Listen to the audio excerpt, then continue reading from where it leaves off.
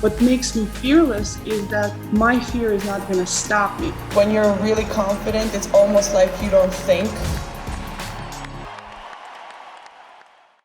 Hi everyone, welcome to Think About It with me, Victoria Azarenka. Today, I'm so excited to introduce to you Trever Moawad.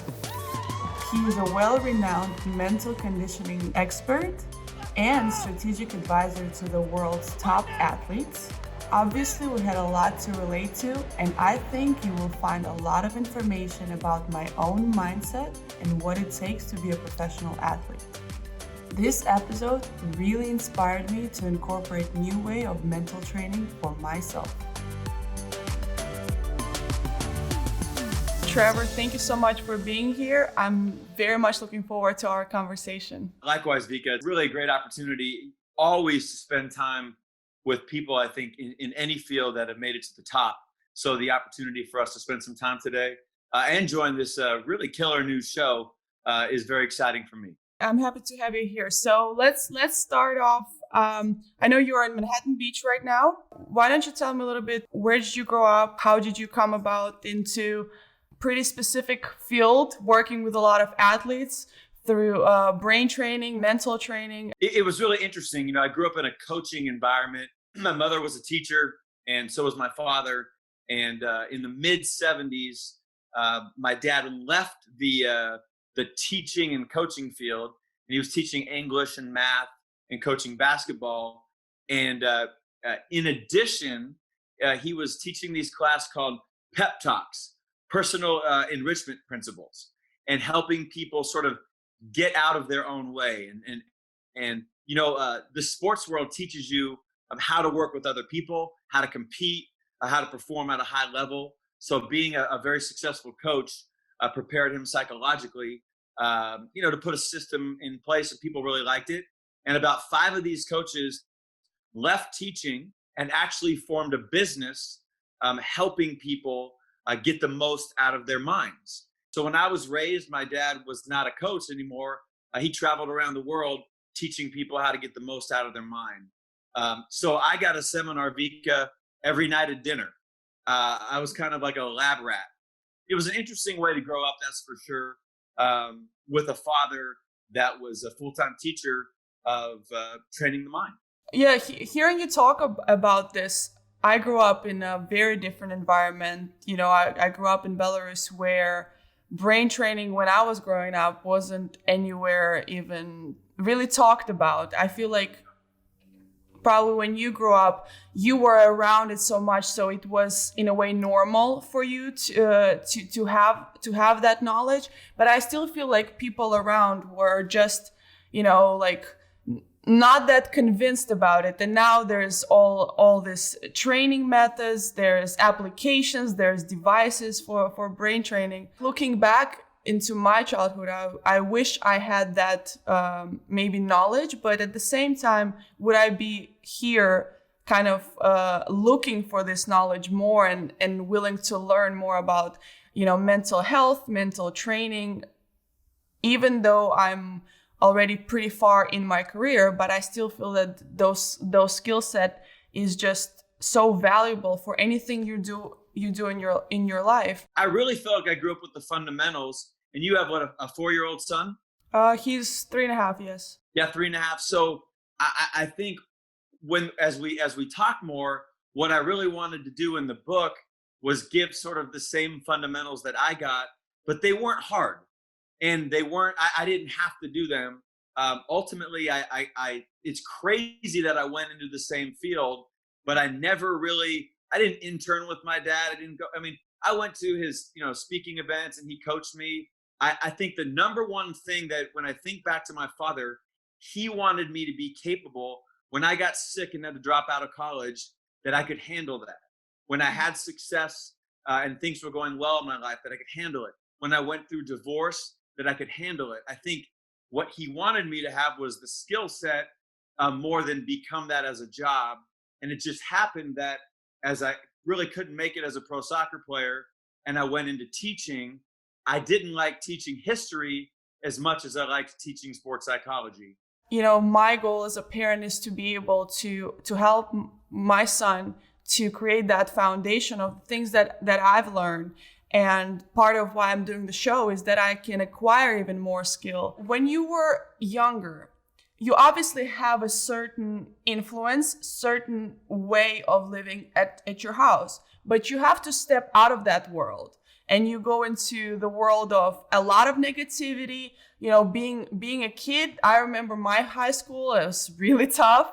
It was really tough, but I was a tough kid. I grew up in, around boys. I grew up really tough. So I knew how to shield myself, how to protect myself, but I often felt like bad for other kids who weren't maybe as strong mentally as I was. So how was that for you to go out in the world and face a little bit of a different reality, I would say, sometimes?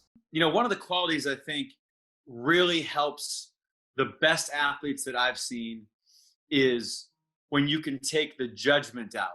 So many of us, Vika, are defined by who we think we're not. Well, you know what? Maria's got this, and Mary's got that, and Venus has this. And then, so many athletes, male or female, measure themselves by what they think they're not. And I think somehow in the process when I was raised, I was able to focus on what I had. All right, I might be 5'11", I may not be as athletic, but I'm going to use the gifts I have and be confident in that. I'm okay that I'm at a school where everybody's more intelligent than me. It takes them 30 minutes. It takes me 3 hours. That's all right. I'll put the 3 hours in. And I learned how to accept myself for the strengths I had and not judge myself for the weaknesses, but adapt.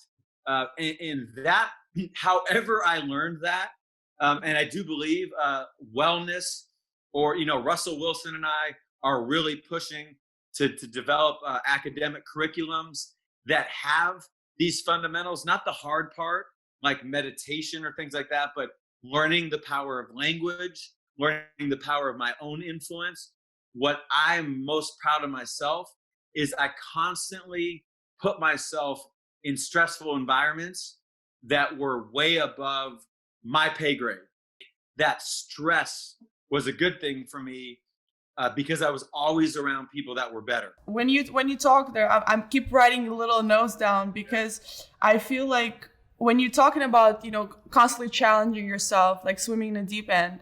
And I was just talking yesterday to someone about, they were asking me about a junior girl, like she's, 14 years old, kind of like a little bit afraid to go into the next step. And he was asking me like, how was your mindset when you were 14? Like, what were you thinking? And looking back, I think what was different from the area, for example, where I grew up, which tennis was absolutely not popular. I was really kind of trailblazing my way. What I realized, I always played a year above me. I always played with somebody better. Even though I was losing, I was trying to go for more. I was never a kid who was looping the balls and staying there for hours. I was the one who was running in and trying to take a swing volley, and it was going to the net, it was going to the fence, but that was like something that I was going to do. And what was interesting part that I don't really know how to explain, but when I was starting to play, I was 8 years old, 9 years old, 10 years old. We lived in a very, very small apartment, and I remember it like it was yesterday. We had a living room, which was a bedroom as well. And we had this carpet, which was shaped like a tennis court, kind of. So there was a service line, there was a baseline, and it was a square. And we had a couch and two like shelves, bookshelves. So it was like a net for me, and I had little racket and the sponge balls, and I played there. And I played that for hours. I played against the wall for hours. And I imagined myself playing in the biggest tournaments. I always played against Steffi Graf because she was my favorite player. So my imagination ran so wild, and I can't explain where I got it from. Nobody has taught me that. In my family, it wasn't such thing. Nobody really like played sport or was like, you know what, you should try to visualize something, or like it was coming so natural from subconscious or whatever. But I feel that really like was taking me to places, to like safe places that was building my inner confidence. And as I said, like, it's so hard for me to explain that. But one thing that I wanted to also point out, when you were saying that you were trying to do those different things, and since your dad was, very, very positive in a way, where I feel like a lot of kids sometimes face, like, especially in sports, where their parents try to live through their kids, their own dreams. There's a lot of negativity, so it's kind of hard to build that confidence, like, oh, you lost, or you didn't do well, or you had a bad grade, or you had to do this. It feels like you had that kind of an extra push, like going into the direction what you want. And what is the first thing that you, first of all, evaluate with athletes? What is, do you listen more, or do you talk more in the beginning? What is the process that kind of start the ball rolling? Because from what I'm understanding, it's been a long process for you to go to a place where people are like, oh, you know what? Let me listen to Trevor, what he's saying. Because you had to convince a lot of people and prove with the result after result after result that these things work. And, people are catching up, and it is very undeveloped. You had to convince and restructure so much for people to even understand why are you here? It's like, why are you here? I mean, we've done our fitness, we're maybe already got a nutritionist, so we already progressive, and now you got us talking to somebody who about what? Well, great questions. I think first of all, to go back to what you were talking about, when you're in that apartment in Belarus, and you're reliving these tennis matches, and you're playing against Steffi, and you're battling, what's happening is this psychological process called imprinting. And as you're experiencing that, your body's reliving it, and it can't tell the difference between this imagination and what's real. And that's really the power that the mind can have when you vividly imagine an experience. As you were doing that, it was creating this muscle memory that would later on be preparing you, obviously, to win multiple Australian Open titles. And I mean, it all interconnects, and sometimes, we're programmed, kind of like Serena said, her dad told her so often that she was going to be a world champion that she just figured she would, and then others, we get there our own way. To answer your first question, I had such a great opportunity, I think, Vika, for trial and error. There was only 3 of us in the sports psychology department in 2000. And, the academy was like the wild, wild west. I think from a skill set, when I would do the individuals, we did a lot of videotaping, where we would film the male or female athlete without any perspective, but just watching their body language, watching all their routines, watching all the things they went to. We would chart a lot of matches. So as somebody was playing a set, we would chart, all their points, so you could see if somebody lost 2 or 3 in a row, if it could spike to 8 or 9. And a lot of this stuff we're kind of making up, and then we'd come back in, we'd watch, we'd have a conversation, we'd talk about the body language, we talk about the plan. What does a coach see? What do you see? When you watch yourself, what do you want to accomplish? But a lot of just very practical, why aren't you there? What do you really want? Guys like studying, and women like studying other athletes that have been successful. Can I consolidate the best parts of Steffi Graf, of Andre Agassi, of Michael Johnson, of Lance Armstrong, and then put all these clips together where they're all saying the same thing about their path to success or how they deal with failure, so I could get athletes in to listen to that, and they responded. And then we could talk about, is it the gifts they have, or is it what they did before the gifts took off? When I form a habit, that habit forms me. That's not complicated, good or bad. Negativity is a real problem.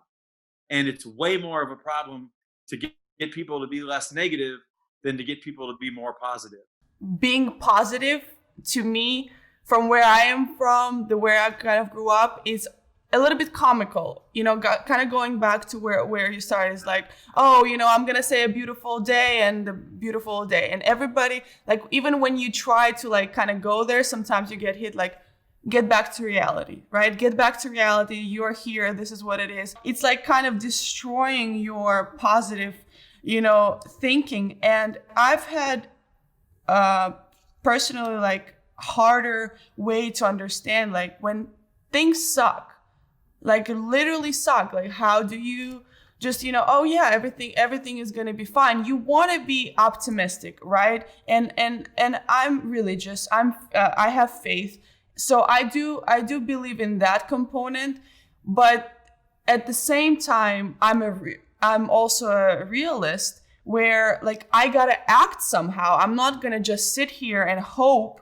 For me, it was always kind of just like cringy in a way, a little bit, just positive. Like it's not, because you have different emotions, and then you hear, oh, you have to accept your emotions. So there's a lot of like, which way do I go? Am I positive? But I have to still accept my negative emotions. Like, where do I go? So it fascinated me, the neutrality of what you were talking about. How do you kind of start? Because from what I've understood, and I saw you talk with Russell a little bit about it, is staying in the moment and kind of enjoying, not necessarily enjoying, but being in the moment and looking at what you can do in that moment. So, first of all, this is why I appreciate you guys giving me the opportunity, WTA, to have this conversation, because listen to sort of the confusion or how you understand. You're one of the best athletes in the world. You've been number one in the world. You've won multiple Grand Slams, and yet even trying to explain what positive is it cringe? It's all over the place. Vika, I think it's really powerful, kind of what you said, because negativity is 70 times more powerful than positivity. Positive thinking really struggles in the world. What it tries to get you to do is, as a bad event happens, okay, it tries to get you to move from that event immediately, as if it didn't happen, to seeing a brighter, better future instantaneously. Mm-hmm. When for many people, particularly in 2020 right now, who are furloughed, who are struggling to get jobs, who are looking at different things, it's really challenging to see the bright future. Like sort of a denial, right? Like a denial that thing didn't happen, so I'm just gonna find another. People think it's a denial, that it's the right concept. You know what I mean? Like, but it's too fast. Mm-hmm. Like you just lost 6-0. You got smashed in the set. Like you have to be able to step back and say, I just got my ass kicked. Like that's real. Yeah. Okay. But the problem, like you said, a lot of people like are telling you in Belarus, or telling you like, hey, you need to get back to reality. The problem is most people's reality is negativity. Mm-hmm. And what negativity does is the exact opposite of positivity, where it says, this is bad and it's going to stay bad. Mm-hmm. Okay. So it automatically goes in, you got your butt kicked, and that's how the rest of the set's going to look.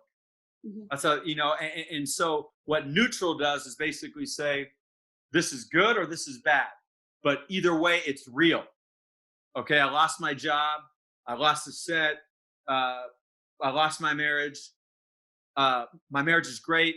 I won a Grand Slam, whatever. It goes to the truth, but it says what's going to happen next is going to be based on what Vika Azarenka does, not what happened or how she feels about the future. And so for athletes, when they go to a neutral place, they can say, all right, this is real, but I can influence what happens next if I do something different, for better or for worse. And so like if I have a bad first half of a game, I know in my mind that happened. So I immediately go to a neutral behavior. What can I do differently, whether I'm up big or I'm losing big, to influence this? Mm-hmm. I went through, like I mentioned, I went through a divorce. This sucks. I miss her. This was, I love this relationship. But what I'm not going to do is if I spend 30 minutes on someone's Facebook, it takes an extra 2 weeks for me to move past it. So by not going to the Facebook page, by not dwelling on some of those things, I'm allowing myself to move forward, but I'm not pretending that I don't feel the pain. But I'm eliminating what I'm doing going forward that's going to make the pain worse. And so neutral is kind of, think of your car. You got a Ford Bronco. It's going backwards. What the world tells you sometimes, a coach, be positive. You can't go backwards to forwards. So that's where I think athletes accept it. They like the idea of being neutral. And I think neutral is also language. It's like you're down. It's a matter of like, like Serena used to say, like accelerate the racket head, stay forward, just behaviors you can do, whether you're, up 4-1 or down 1-4. It makes a lot of sense. When you do get into the, for example, you lost a match or you lost a set and you are going into that reality. Look, this is what just happened. So you're kind of analyzing, right? You're going into the mode of analyzing, and you have to prepare yourself what you're going to do next. So you do set up an intention of what you're going to do, your action.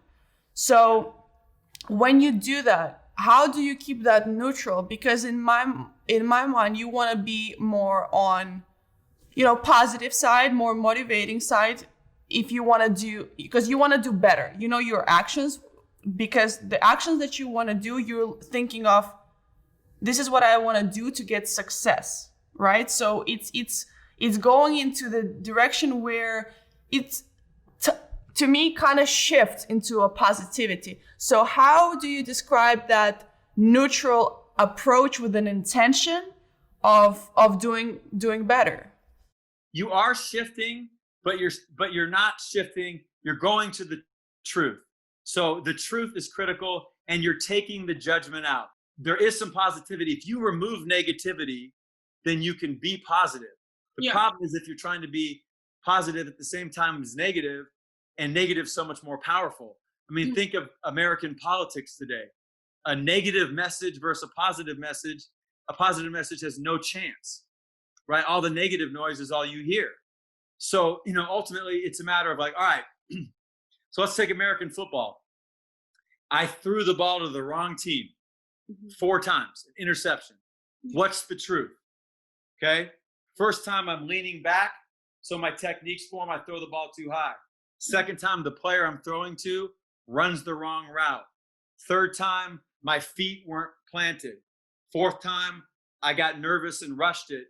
All right, so if I keep my feet here, follow through better, communicate better with him, then I'll be fine because I'm evaluating it objectively. Now neutral is not emotionless. I'm intense, emotion, I'm come on like that, but I'm not emotional.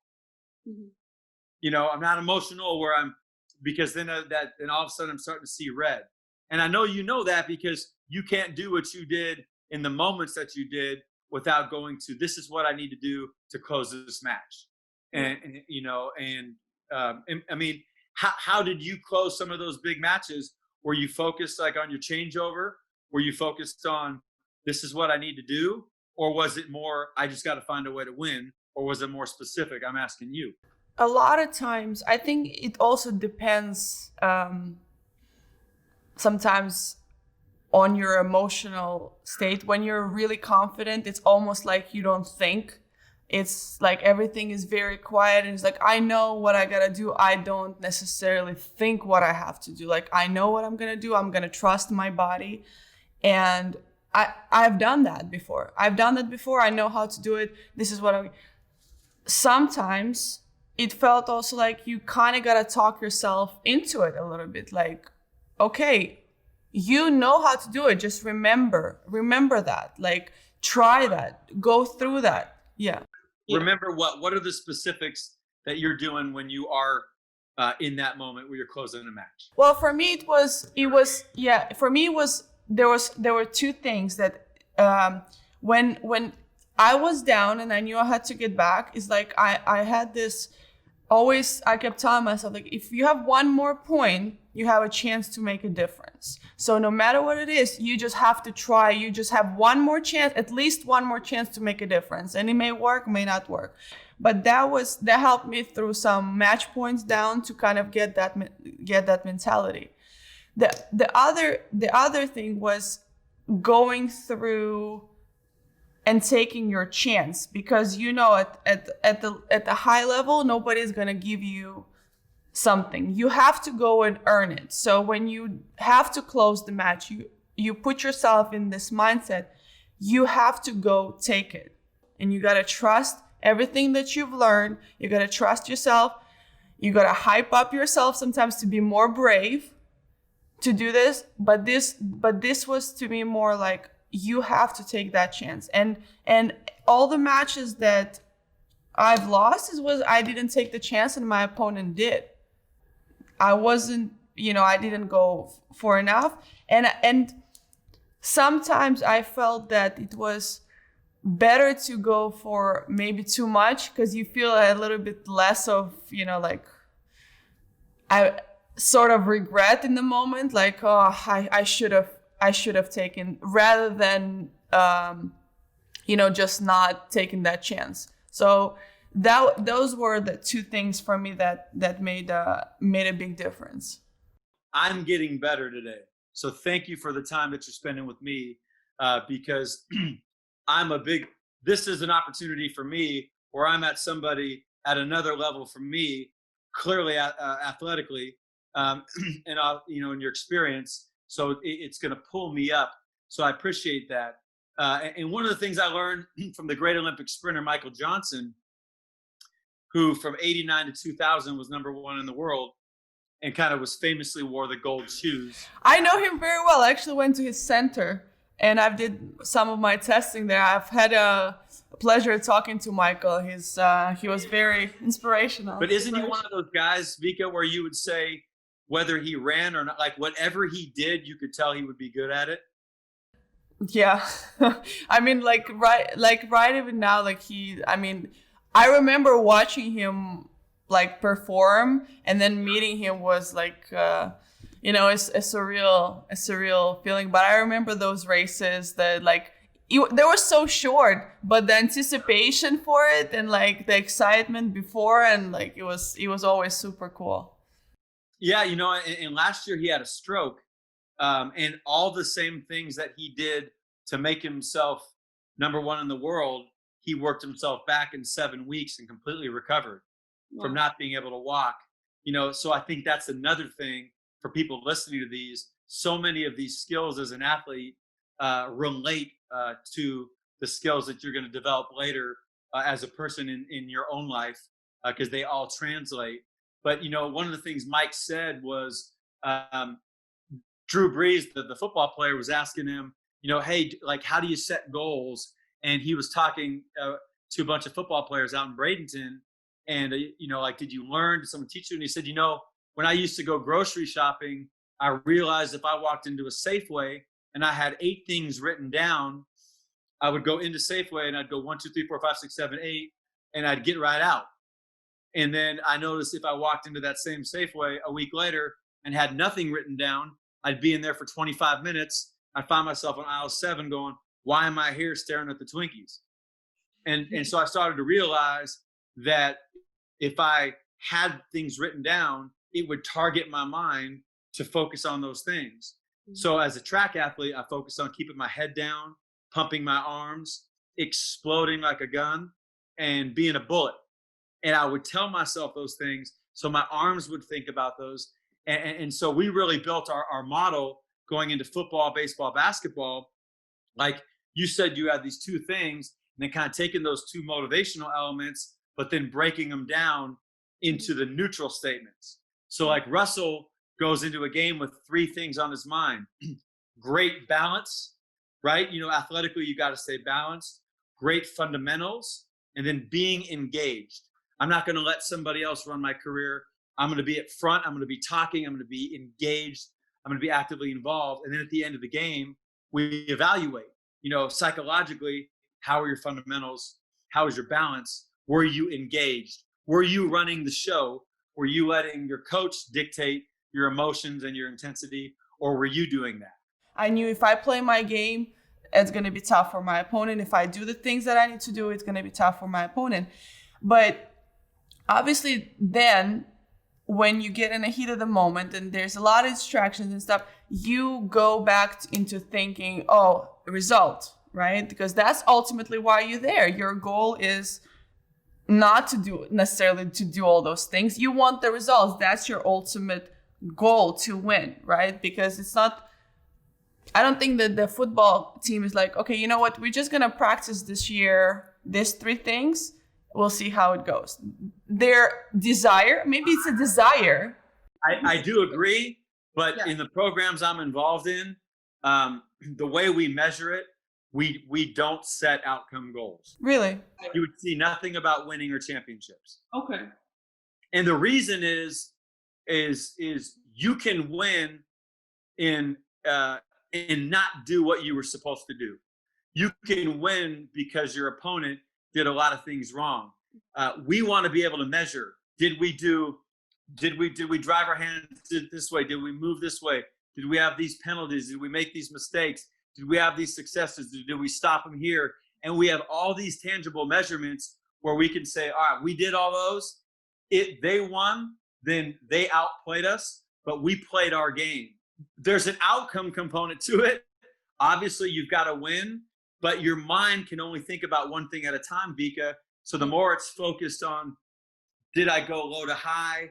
Did I do the things I needed to do? Was I engaged? Hey, in the long term, I'm going to win. Now, obviously, we are very practical. If you're a good player, you better play good or you won't play, right? Like, I mean, we speak the real language. It's not all sunshine and rainbows. So if you're at the places I'm at, if it's the 4th quarter, you better close that dude out, but we're focused on how you do it as opposed to closing them out.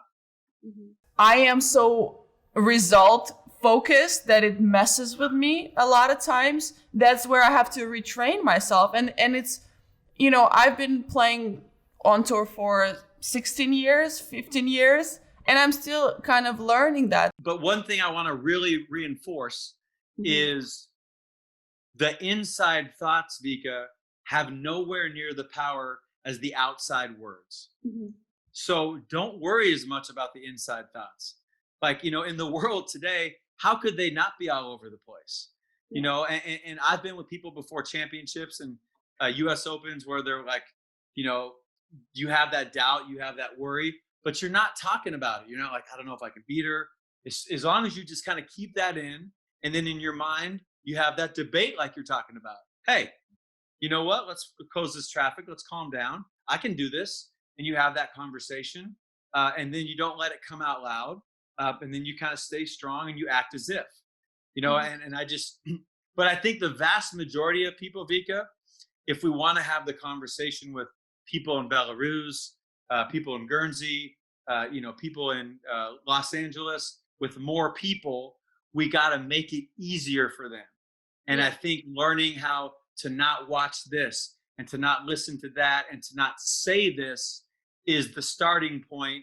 But I don't think anybody knows that's the starting point. We are programmed, and I feel like, especially in US, it's like more money, more fame, more this. It's always more food. Like, it's so much that, like, less, and it's a great way of explaining. It's like, sometimes you just have to shut up and do it. Sometimes what made you one of the best players in the world is not what you did, but what you were willing not to do.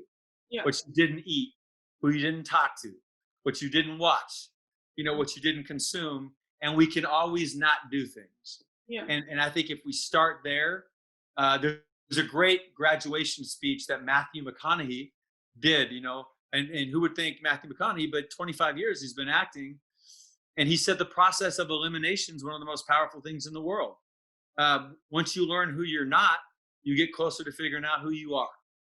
And so, but I try to be simple just because I also try to impact more people. What I want to know and learn and understand, and for people to understand, is the skill of recovery. Because I have suffered a really difficult, personal trauma. You've went through divorce. I had a little bit of a different situation with my custody battle, and that reshaped me. So what is your steps to recover from the trauma that you have endured already? Well, I think for you, when you were, kind of going through your situation, whether custody was going to be in Belarus or Los Angeles County, and and then just that not knowing, right? And then, obviously something so important, somebody that's a part of you, somebody that's your child, and I think a divorce was really traumatic for me because, ours wasn't, infidelity, or, ours was literally just grew apart. And that was such a frustrating thing to have happen. And or Russell Wilson, throwing an interception on the 1 yard line in the Super Bowl in front of 124 million people, and then having the trauma of, people saying you failed, or you made this mistake, or you didn't live up to the hype, or because you made that mistake in a contract year, you lose millions of dollars. I think the best thing you can do, I'll just take an athletic example here.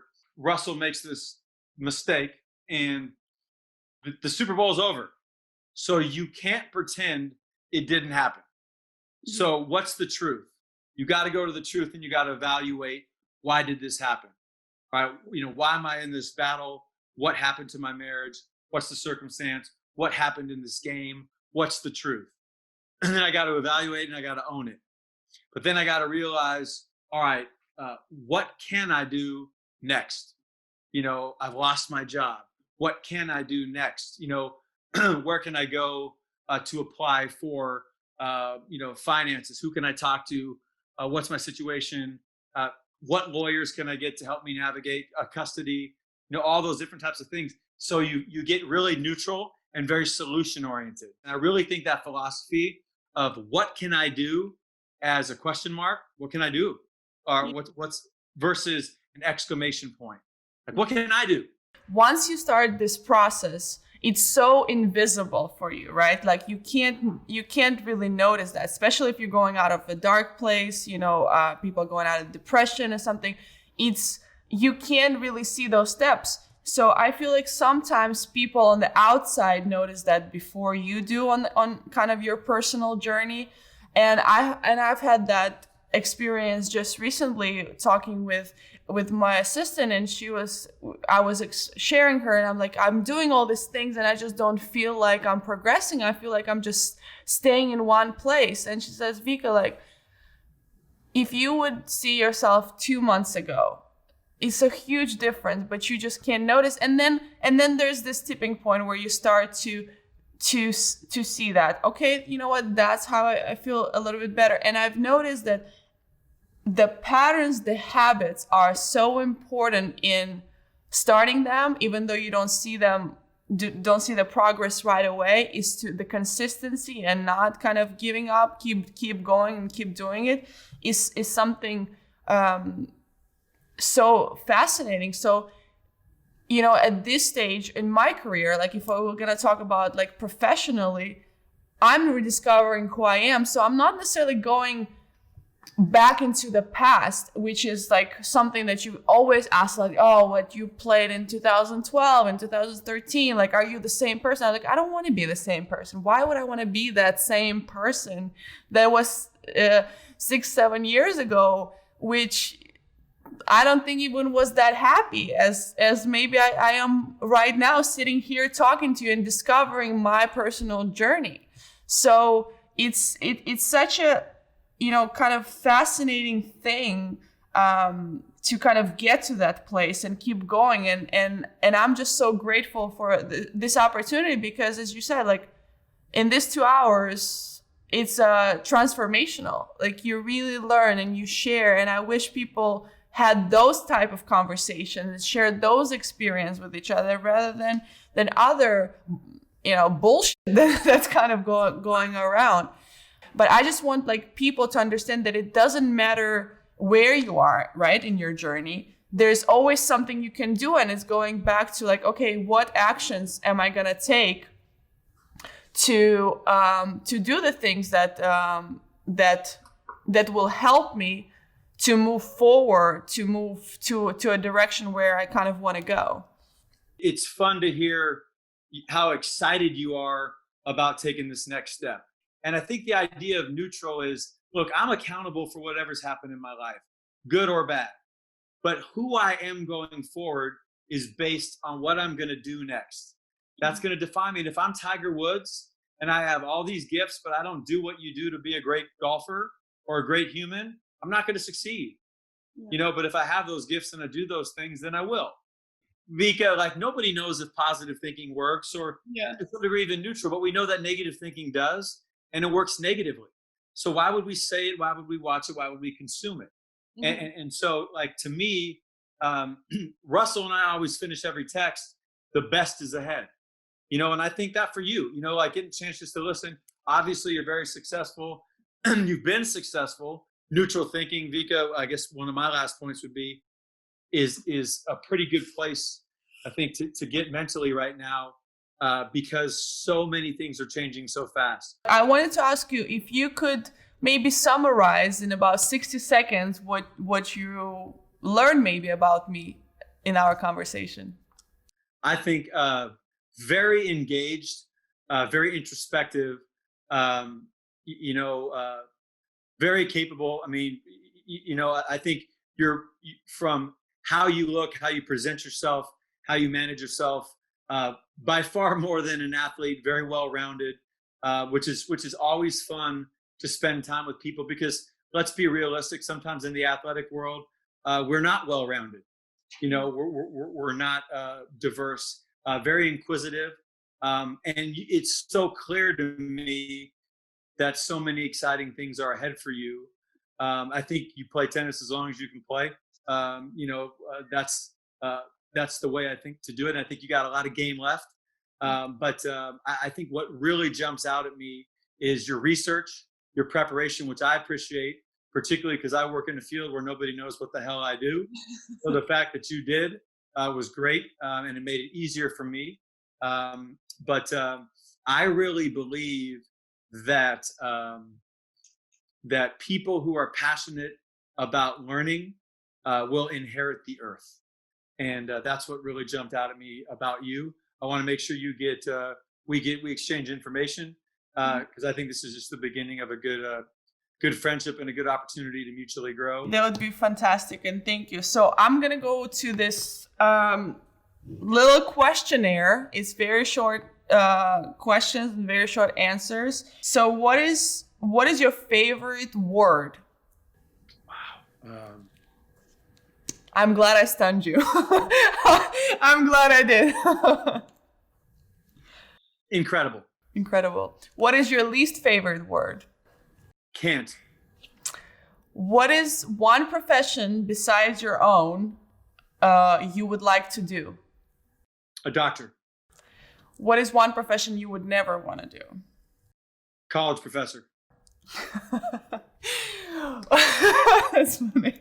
What do you like about people? What makes you excited about people? What do you like character-wise? Fellowship, being together. I love the idea of community. You can't do that on your own. I love the idea of being with other people, and I miss that. What kind of turns you off of people? External arrogance. I love confidence, but external arrogance is a challenge for me. And my last question is, if heaven exists and you would arrive at the pearly gates, what would you want God to tell you? You put your best foot forward and did what you could to utilize the gifts I gave you. I think that would be, I don't think I could ask for more. And I think I got a long ways to go, Vika, before I would get that answer. But that would be incredible. That's a good one. That's a really good one. Well, that's a wrap. Trevor, thank you so much. It was a pleasure. We went way above what we had in mind, but it was worth every minute. I appreciate your vision. I appreciate your work you do. And as you said, I hope it's just the beginning of a great friendship. I wish you all the best of luck with your new project. I'll be watching, I'll be listening, I'll be learning. Likewise.